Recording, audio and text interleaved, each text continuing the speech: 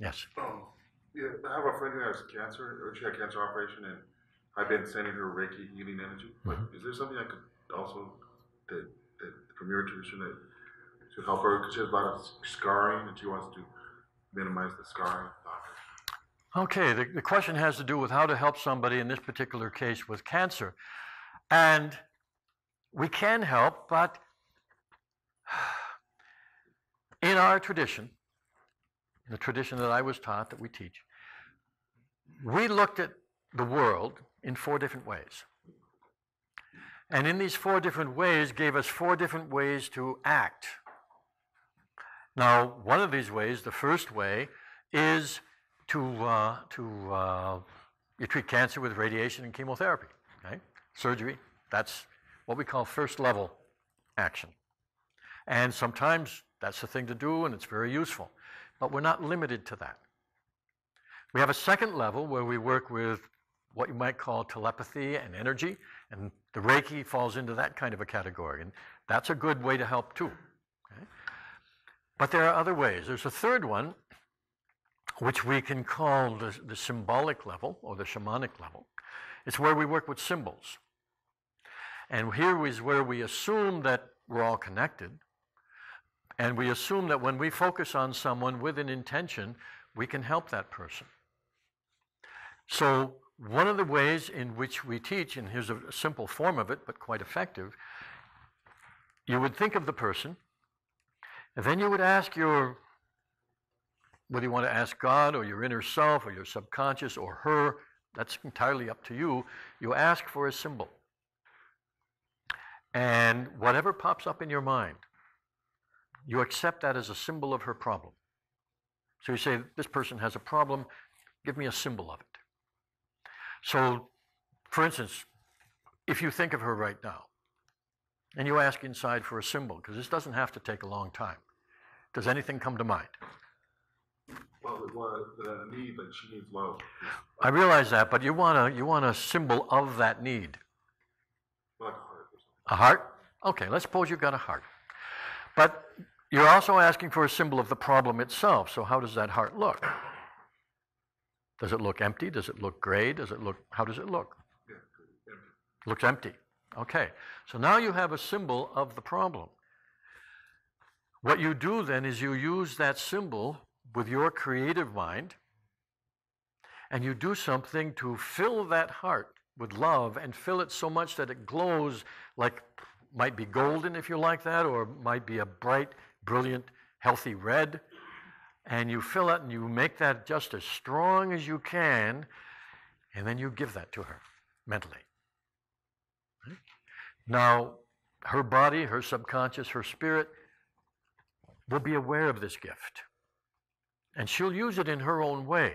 See, we can't control what somebody else does with what we give them. But we give it to them as a gift. But the nicer the gift, the more likely they are to use it. So that's why you make it beautiful and bright and strong, so that subconsciously she'll take that in and convert that into what she needs. So in a simple form, this is what I suggest. In addition to whatever else you do. Yeah, okay. Now, there were 3 levels. The 4th one. The 4th level, yes. That's a good question. The 4th level is the level of what we would call identity. Let me give you an example. We're all familiar with this. One of the oldest of shamanic techniques and practices we find all over the world in shamanic cultures is acting. Our whole Western profession of acting came out of the European tradition, and the European tradition of acting, like they did in plays for special festivals and holidays, came out of a shamanic tradition where they would, for instance, if they wanted to bring the deer to the place where the hunters could get them, then the shaman would play the part of a deer and act out the deer. And in this way, have a deep kind of communication with the deer. Still today, among the older Inuit, in Greenland, the women, when the men go out to hunt the whales, the women will stay home and they'll cover themselves with a blanket, which represents the ocean, and they will move like a whale. And they'll make movements of a whale surfacing so that the hunters will be able to find the whale. Okay? The idea being that when you identify with something, there's a deep communication that happens. Okay? So the fourth level is where you would make an identification. Now, when we're working with healing work, that's a difficult thing to do. You have to be extremely self-confident to do that well. But if he were going to do that, and he knew how, I don't mean know how to identify, but he knew how to heal, he would become the woman, feel her problem in his own body, and heal it within himself. And this would be a deep communication with her on a very deep level. And her body then would get the information of how to do that, and that would help her. But again, it's not control. She would take whatever she wanted out of that. But that's fourth level healing. Okay? Yes? She might also refuse that. She might also refuse it. She may decide that this is a time for her to leave. In this kind of tradition that we're talking about, and we're working with people who are, let's say, in the modern medical terms, terminal. Nobody knows that for sure, but at least they're in a state where nobody knows what to do. Okay?